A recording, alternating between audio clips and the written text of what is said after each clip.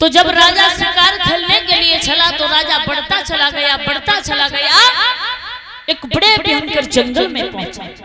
और जब जंगल में पहुंचा है, जेठ का महीना है, धूप पड़ रही है, लपट चल रही है, राजा को बड़ी तेजी प्यास लगी। सोचने लगा यहाँ तो कुछ दिखाई नहीं दे रहा है।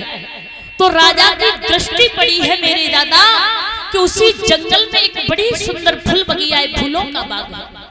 और जब राजा ने फूलों के बाग को देखा तो घोड़े को आगे के लिए बढ़ा दिया और फूलों के बाग में जाकर के घोड़ा रोक लिया।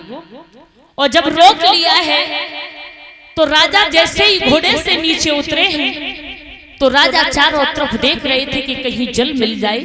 जल तो नहीं मिला, एक बड़ी सुंदर कन्या उस फूलों के बाग में नजर आई। और जैसे ही कन्या को देखा तो राजा देख करके मोहित हो गया। कन्या ने पास में बुलाया, जवाब दिया, महाराज इधर आओ। ऐसे देख रहे हो मानो कि संसार में कभी किसी को तुमने देखा ही नहीं है, क्या बात है, क्यों देख रहे हो? तो राजा शांतनु ने कहा कि अगर पूछना चाहती हो तो मैं तुम्हारे साथ शादी करना चाहता हूं, क्या शादी करोगे? तो कन्या ने जवाब दिया, महाराज मैं शादी तो कर लूंगी, लेकिन शादी करने से पहले मेरी शर्त है, वो शर्त मंजूर करनी पड़ेगी। राजा इतना मोहित हो गया महाराज कि उसे ध्यान नहीं रहा कि मैं क्या कहने के लिए जा रहा हूं। इससे जवाब दिया, अगर तुम जैसी रानी मिल जाए तो एक शर्त की बात छोड़ो, मैं 10 शर्त तुम्हारी मंजूर करने के लिए तैयार हूं, बोलो क्या कह रही हो? तो उस कन्या ने जवाब दिया, महाराज मैं कहना ये चाहती हूं कि जो भी मैं काम करूंगी वो अपनी इच्छा अनुसार करूंगी। अच्छा करूं, बुरा करूं, अच्छे व्यक्ति को घर बैठा रूं, बुरे को बैठा रूं, ना बैठा रूं, घर से भगा दूं। अगर आपने 9 शब्द लगा दिया, अगर पूछ लिया तो उसी दिन मैं तुम्हें छोड़ करके चली जाऊंगी। महाराज वो कोई गैर नहीं थी, वो गंगा थी, लेकिन राजा को नहीं पता कि ये गंगा है। राजा ने गंधर्व विवाह कर लिया, जो आज लव मैरिज कहते हैं, उसे लेकर के आए। धीरे धीरे समय व्यतीत होने लगा तो गंगा के गर्भ से पहले पुत्र का जन्म हुआ। बेटे की खुशी ज्यादा होती है महाराज। और जब बेटा घर में पैदा हो तो राजा ने बहुत दान लुटाओ, लेकिन नामकरण नहीं रखो, उसका नामकरण संस्कार नहीं हुआ। उससे पहले गंगा ने बच्चे को गोदी में उठा लिया।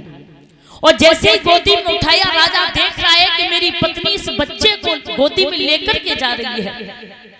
कहां जा रही है पूछ नहीं सकता है, क्योंकि अगर पूछ लिया तो ये छोड़ करके चली जाएगी। अब तो आगे आगे गंगा जा रही है, राजा पीछे पीछे जा रहा है। गंगा वहां पहुंची जहां उसकी धारा बह रही थी। राजा वृक्ष की ओट में खड़ा हो गया, खड़े होकर के देखने लगा तो गंगा ने क्या किया, देरी नहीं की भैया।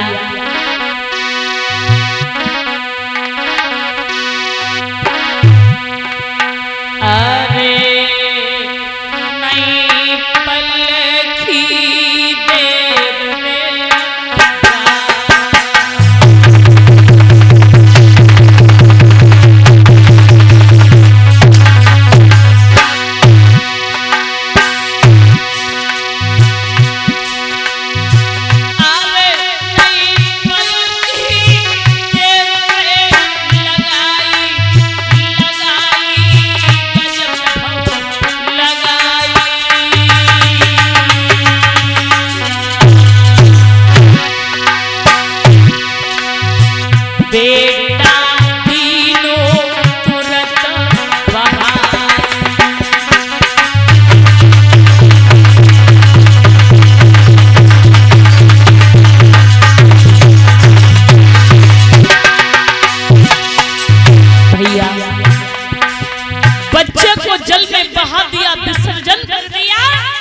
राजा का हृदय फट गया।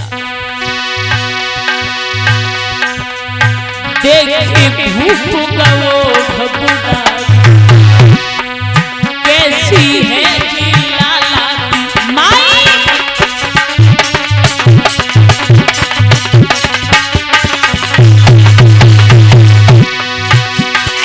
दीपक का छू समझना आई,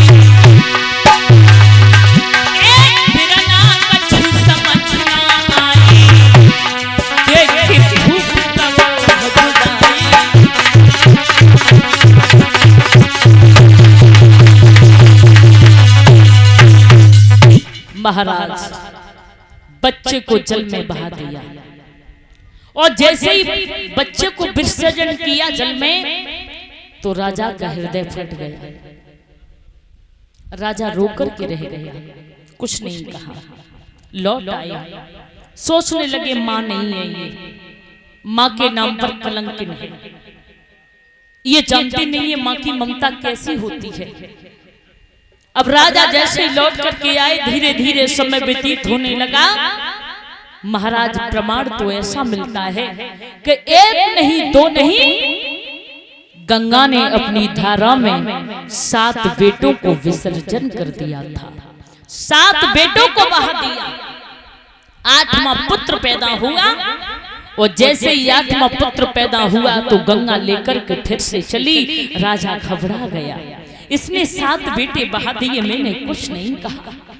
और जैसे ही पहुंची गंगा अपनी धारा पर, बच्चे को जल में विसर्जन करना चाहती है, लेकिन राजा ने आवाज लगा दी, ठहर जा, बहुत हो गया, ठहर जा। गंगा ने पीछे मुड़ करके नहीं देखा, हंस करके बोली, वाह महाराज, अरे भूल गए तुम अपना वचन। राजा दांती को पीस करके बोला, ओ पागल, क्या कह रही है, भूल गया? मैं भूला नहीं, मुझे सब कुछ याद है। तो महाराज मैं तुम्हारे साथ नहीं रहूंगी, रहो या चली जाओ, तुम जैसी नारी की मुझे जरूरत नहीं है। अरे तू क्या जाने कि माँ की ममता क्या होती है? माँ की ममता तो वो होती है, भगवान से हजारों वर्ष की उम्र की कामना करती है अपने बच्चे के लिए। लेकिन तू कैसी माँ है, तूने मेरे 7 बेटे बहा दिए, मैंने तुझसे कुछ नहीं कहा, इसे भी बहाना चाहती है। महाराज मैं कोई साधारण स्त्री नहीं हूँ, मेरा नाम गंगा है। जवाब दिया, गंगा है तो मैं क्या करूं? मैं जा रही हूँ, जा सकती है। बच्चे को जमीन पर लिटा दिया और गंगा जाकर के अपनी धारा में अंतर्ध्यान हो गई। बोलिए गंगा मैया की। और जैसे ही अंतर्ध्यान हुई, राजा ने बच्चे को गोदी में लिया, छाती से लगा लिया, मेरी माता, रोने लगा। राजा स्वयं पालन पोषण उस बच्चे का करने लगा, पालने लगा बच्चे को। जब नामकरण संस्कार हुआ है तो उसी बच्चे का नाम मेरे दादा देवव्रत पड़ता है। ध्यान देना, देवव्रत। देवव्रत जब बड़ा हुआ है तो एक दिन की बात है कि राजा फिर से शिकार खेलने के लिए चला है।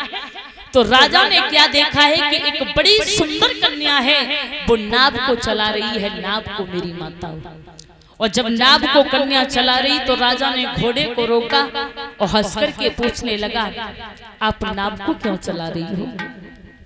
आपका क्या नाम है? आपके पिता का क्या नाम है? और राजा ने उस बच्ची से जन्म दी। कहा है उस बच्ची